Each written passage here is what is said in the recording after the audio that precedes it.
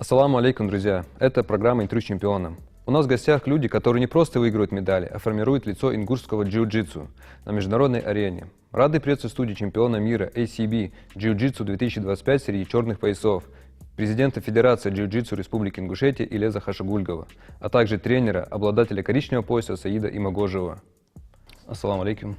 Алейкум. Алейкум ассалам. Год завершился успешно для ингушского джиу-джитсу, и на самом деле это большая победа видеть, как ингушские ребята добиваются больших результатов в этом виде спорта, и особенно на мировых аренах.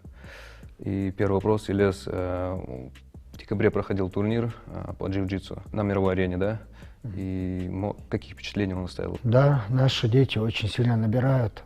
Последний год-два показывают очень серьезные результаты. Все знают, что грэпплинг и джиу-джитсу недавно, в принципе, мы начали тренировать вот с нашими тренерами, ведущими в республике. И уже можно сказать, что дети не отстают от ведущих клубов в России. ACB чемпионат мира, который проходил в декабре в Санкт-Петербурге, это, можно сказать, самый значимый турнир в России по джиу-джитсу.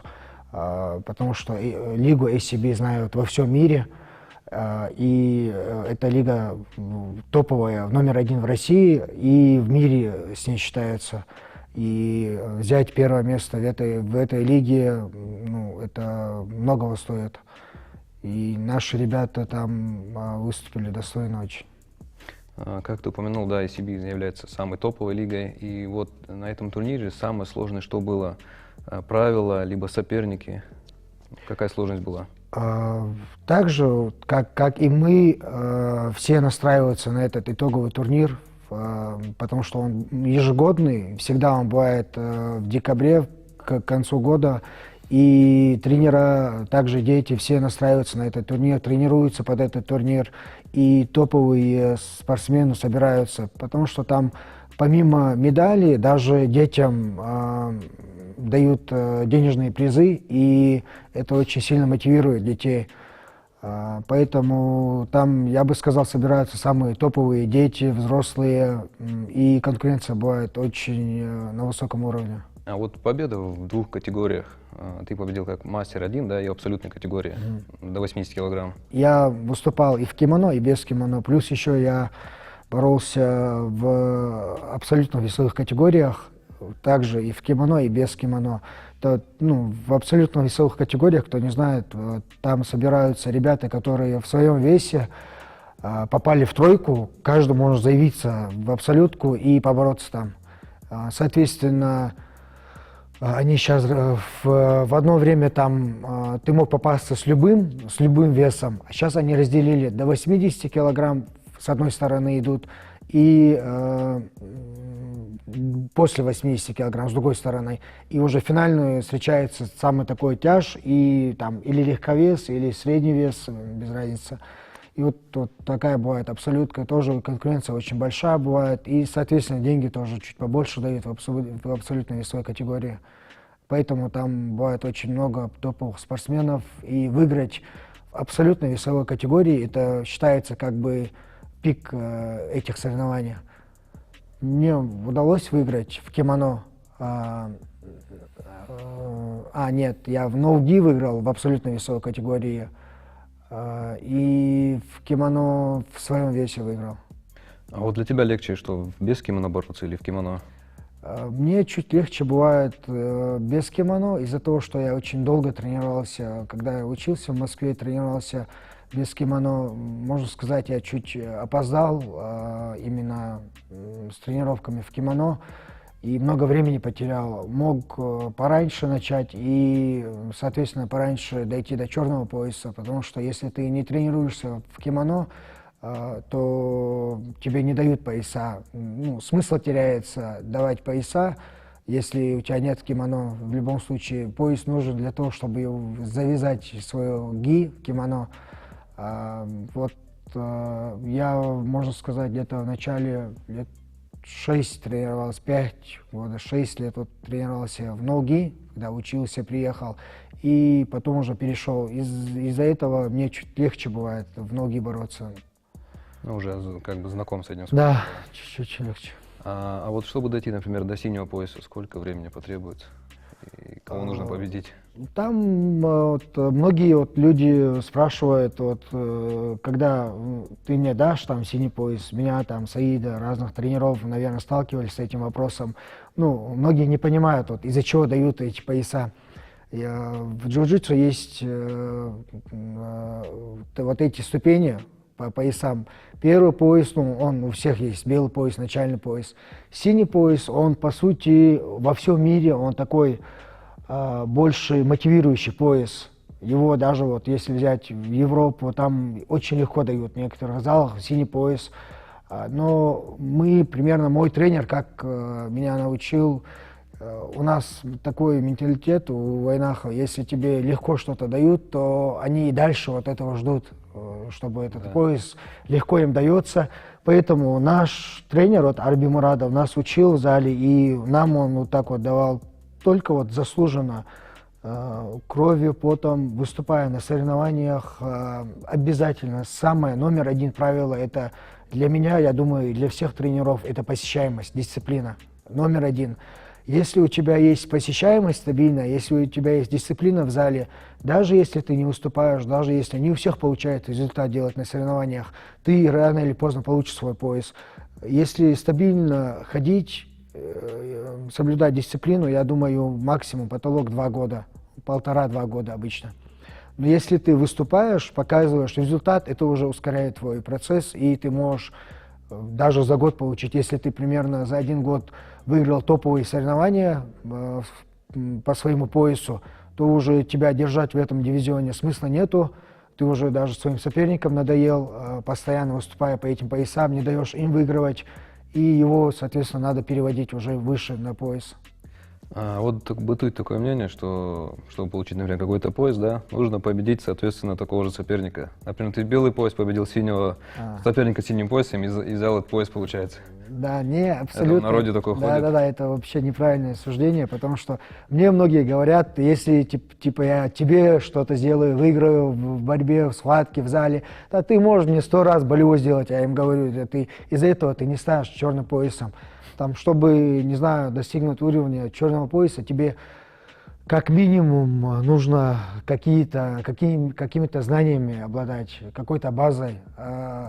Ты должен уметь, ну, как тебе скажут, вот, покажи какой-либо прием, ты в любом случае должен знать с этой позиции пару способов этого приема, как выйти с этого приема. Любой прием, по сути, тебе показать, ты должен это знать.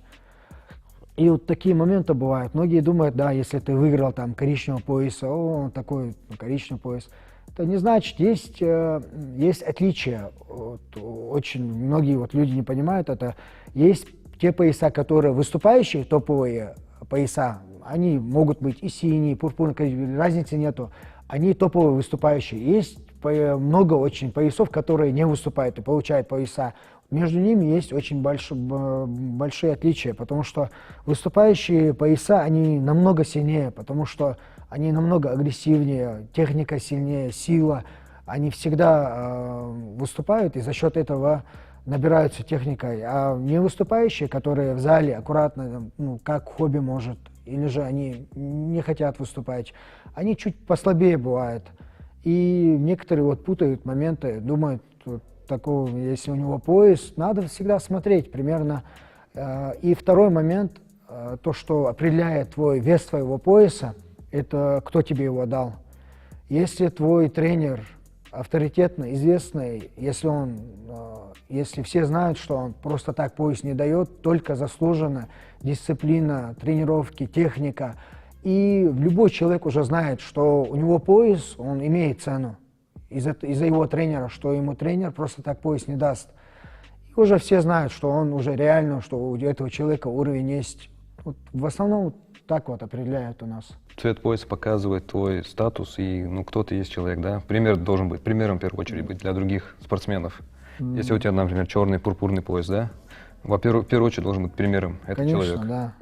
Саид, как мы знаем, ты получил коричневый пояс, да, от Элеза.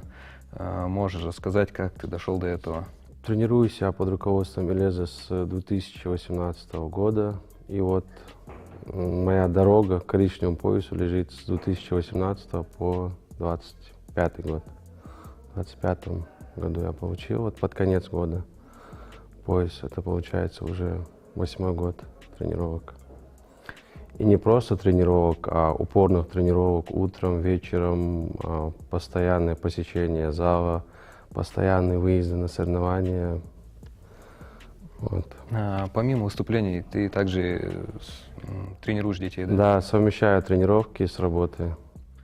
Детская группа у меня, тренирую, и после них потом уже вечером тренируюсь.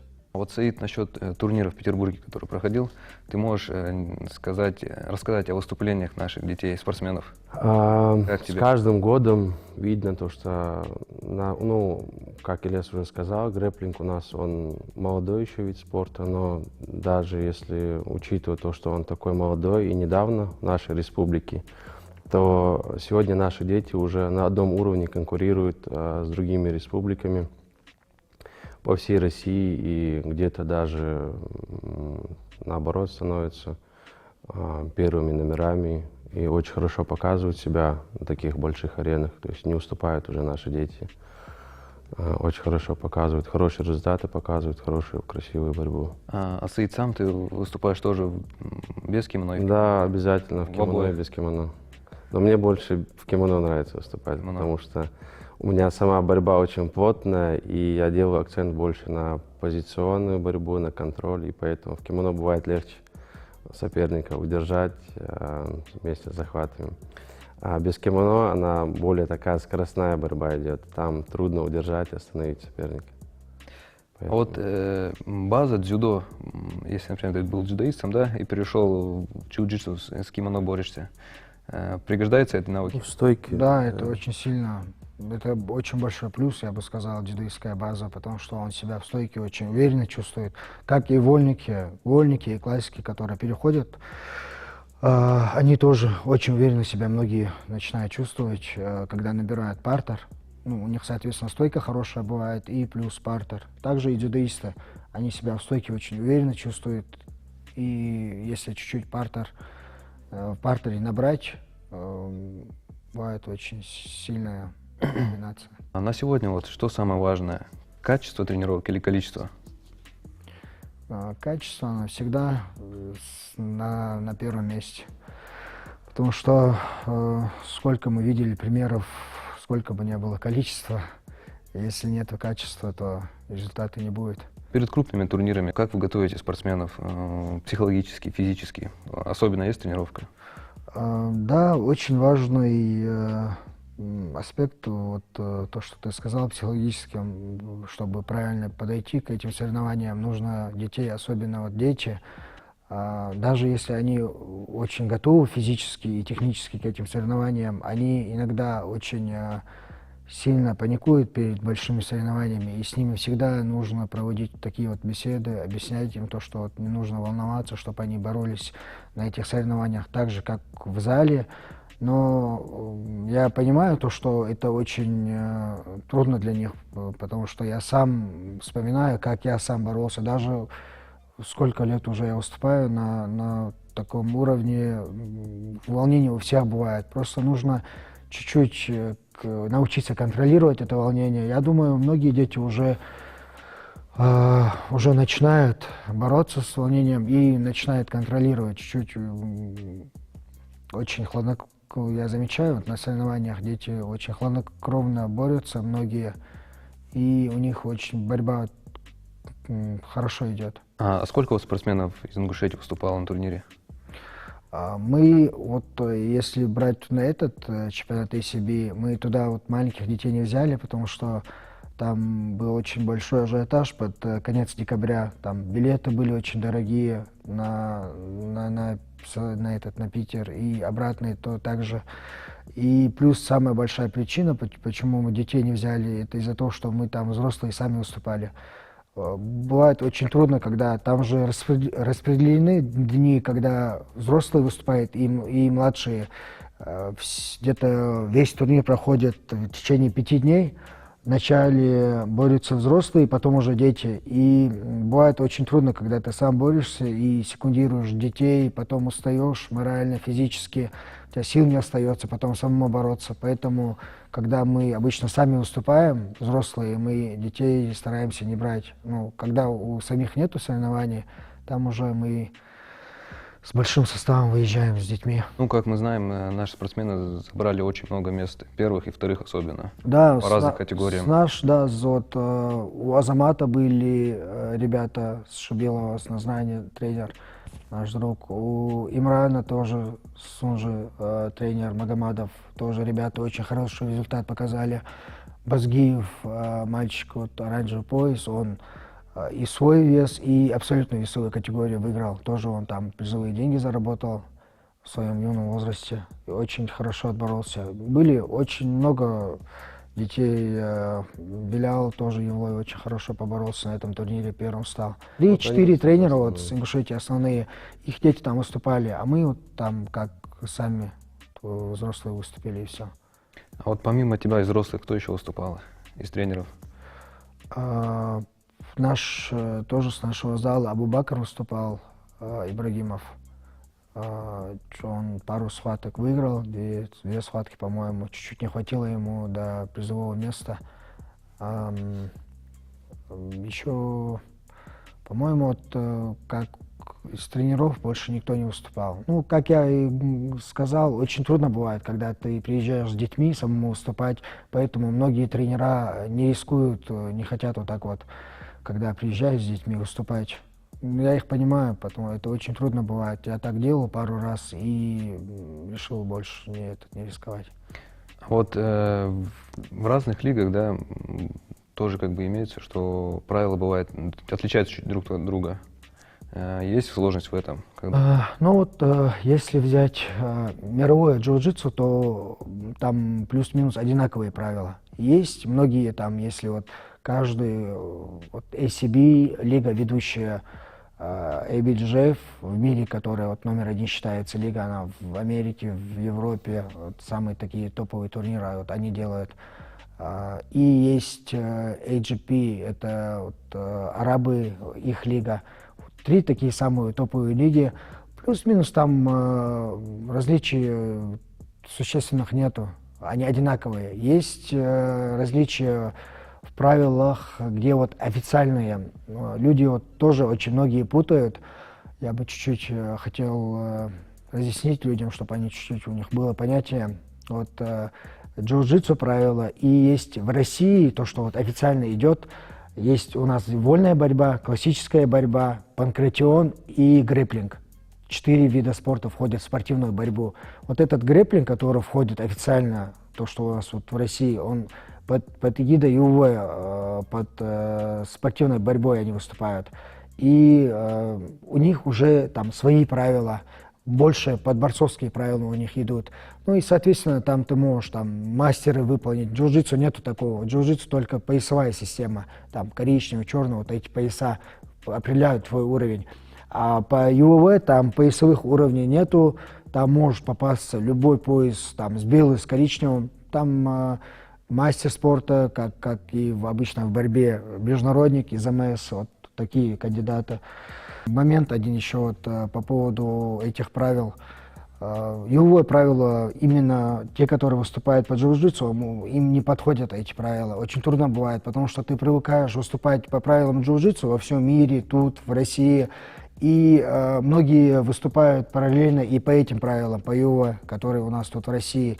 И у них там борьба не идет, потому что там очень сильно отличаются правила. Там элементы запрещенные некоторые, да, есть? Там наоборот, там практически ограничений нету. Поэтому, да, дети очень сильно травмируются. Джиу-джитсу годами, десятилетиями, они уже сколько десятилетиями ведут этот вид спорта, и они знают, из-за чего бывают травмы для детей, и они ввели ограничения для определенных возрастов детей. И там очень много чего нельзя делать детям, чтобы их обезопасить. А вот в эти правила ЮВ, которые в России, там практически никаких ограничений нету, и поэтому дети очень сильно травмируются. Такие моменты бывают. А вот насколько изменилась подготовка вообще джиу-джитсу в Ингушетии за последние 5-7 лет? Я думаю, очень большой скачок мы сделали за эти 5-7 лет. Ну, вот взять, да, например, лет 5 назад почти никто не знал джиу-джитсу в Ингушетии. Да. Немного клубов было. Сейчас уже наши дети выступают спокойно на одном уровне с ведущими республиками на СКФО, на России, да, на том же чемпионате мира по джиу-джитсу. Наши дети не отстают ни по технике. В некоторых весах, как Саид сказал, даже у нас есть, ну, можно сказать, да, первые номера, которые держат свои веса. В России даже нету их, равных нету. В республике выросла конкуренция очень. А вот да, насчет республики, между клубами бывают турниры в регионе? Да, стабильно бывает. Ну вот то, что я говорил, вот эта федерация грэпплинга, ее возглавляет Назир Хадзиев. Назир очень активно ведет эту работу. За последние 2 года провел очень много турниров у нас в республике. В Яндаре проходит, да? В Яндаре, да, стабильно.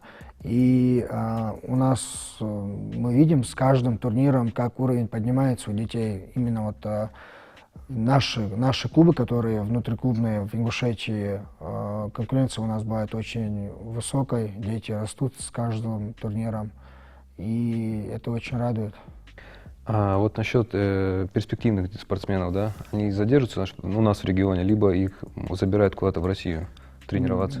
Нет, в принципе, они остаются, тренируются у нас, потому что как в борьбе, в боксе, ну, пока в джиу-джитсу нету такого вот отдельной там сборной команды, чтобы они могли уехать куда-то тренироваться сборниками. Есть единственное, когда они отбираются на чемпионат, на крупные какие-то чемпионат Европы, мира, да, они могут поехать со сборной, провести сбор и приехать обратно к себе в зал.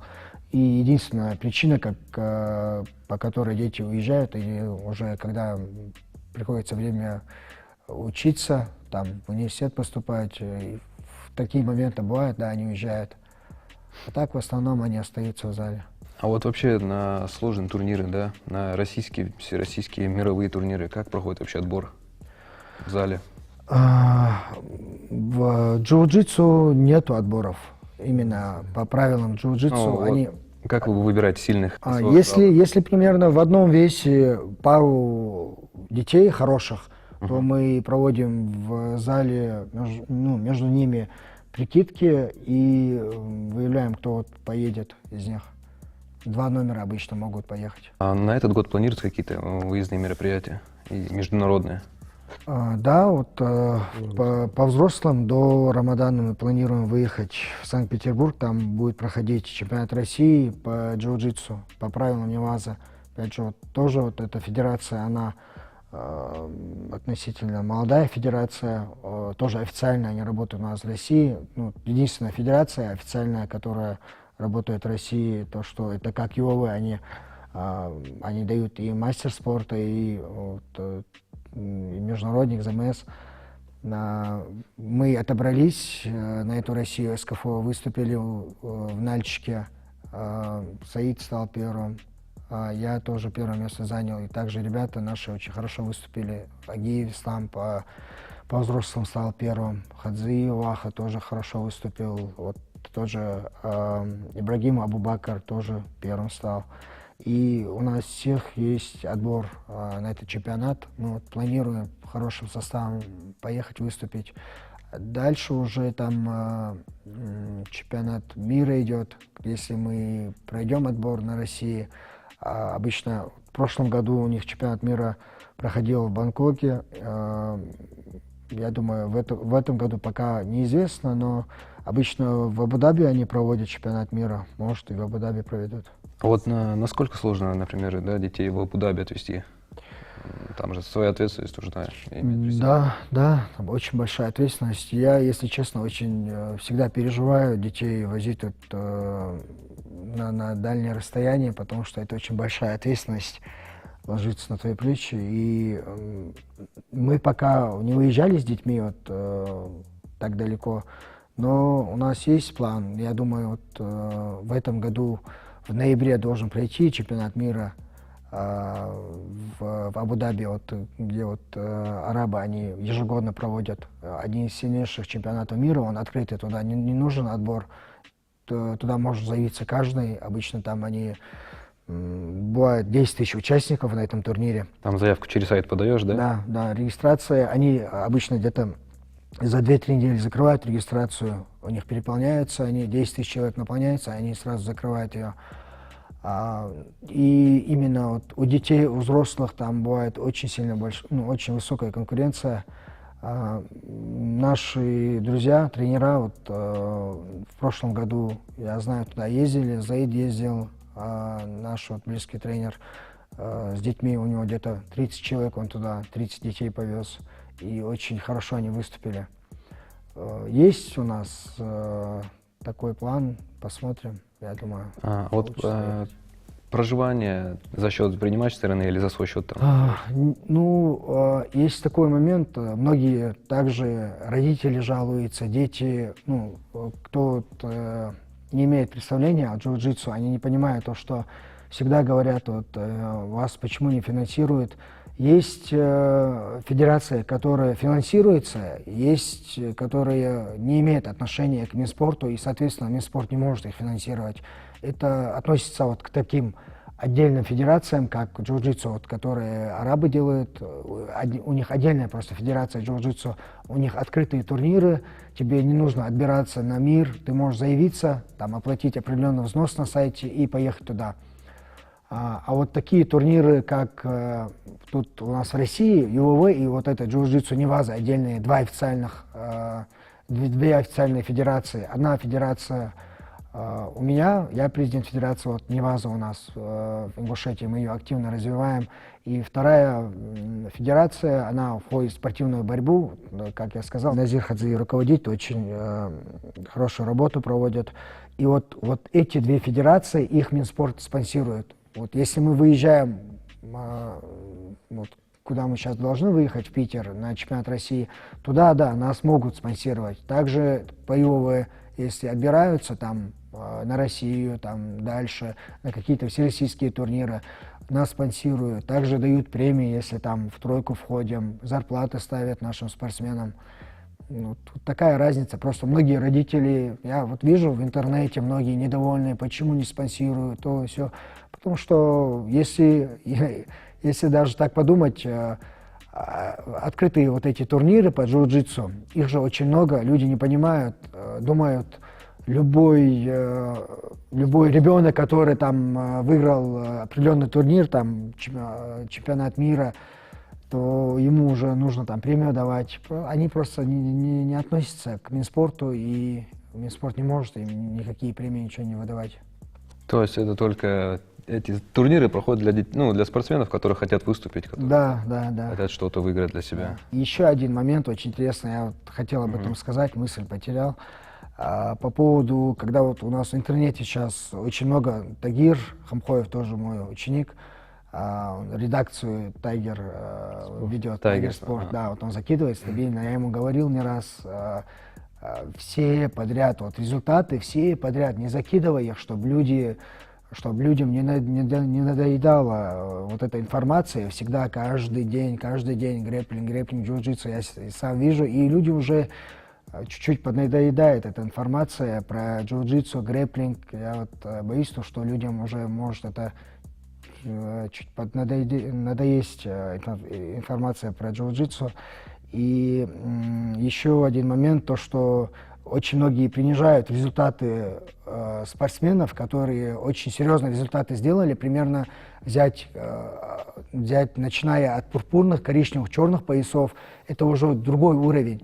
Если по этим поясам человек делает результат на соревнованиях, взять там чемпионат мира, ведущие лиги ACB, это уже входит в историю для человека, для спортсмена, как очень хороший результат.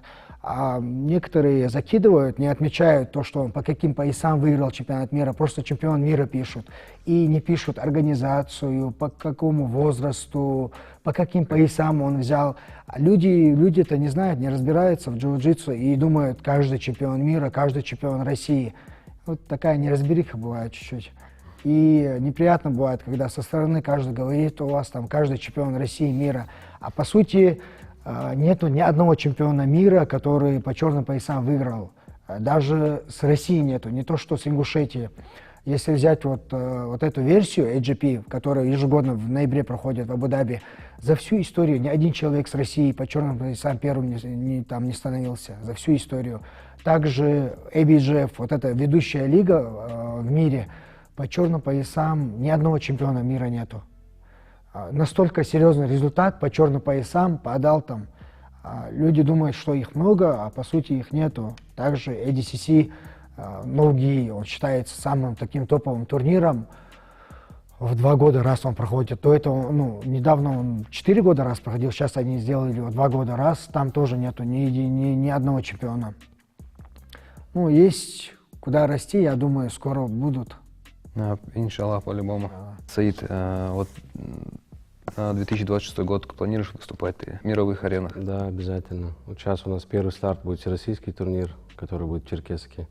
Дальше поедем на Россию, по Невазе, по джиу-джитсу. И на всех турнирах, думаю, в этом году выступать.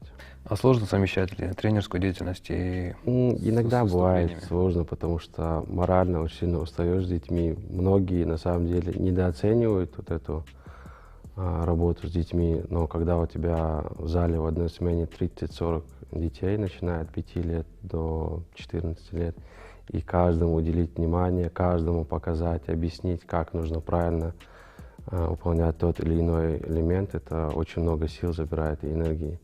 И поэтому морально очень сильно устаешь с детьми, но мы восстанавливаемся, ничего. Ильяс, ты планируешь выступать где-нибудь в ближайшее время? Да, через пару дней, 15-го у меня вылет. В Португалии у меня чемпионат Европы по версии ABJF, мировая, номер 1 федерация в мире. И по значимости второй турнир в мире после чемпионата мира. Он ежегодно бывает в Португалии, и там собираются самые топовые спортсмены мира.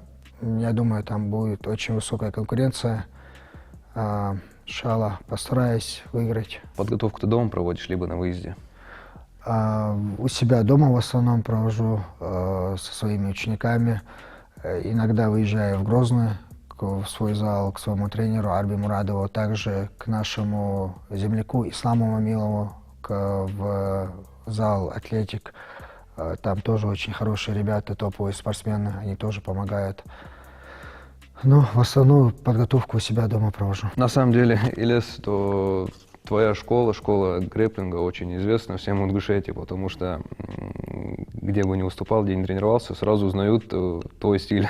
Вот, например, Азамата взять Шибилова, да, или Магомадова, да, Да. тоже у них чуть-чуть отличается вот именно Да, стиль. у каждого, там. да, Да, это свой подход. есть свой стиль, свой подход. Ильяс один из первых, кто вот начал нас. Да, на самом деле тоже. Грэпплинг. Поздравляю вас с этой последней победой, которую вы взяли на мировой арене, а также за то, что пришли в нашу программу, пообщались. И было очень приятно услышать о новых чемпионах, спортсменах, которые добиваются высоких результатов. Талету Боховщину.